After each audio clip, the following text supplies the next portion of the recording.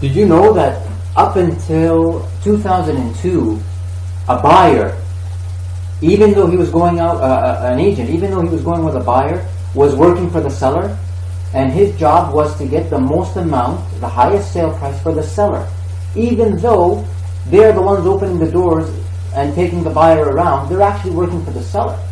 So this buyer representation agreement came into effect in 2002 because the need was discovered that we need to have agents working for buyers.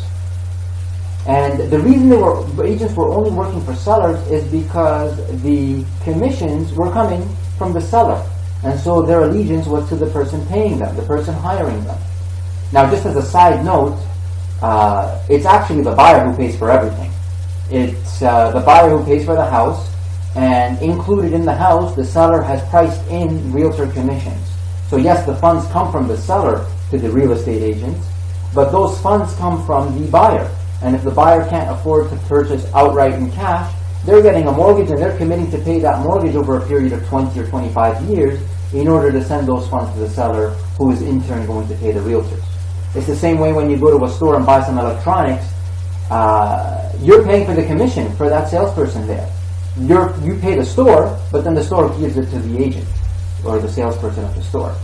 So in 2002, the buyer representation agreement was created to represent the interests of buyers. And it astounds me on why buyers push back and reject it when they should be embracing it. But I think it's just a lack of understanding, and it's actually for the benefit of a buyer to sign a buyer representation agreement.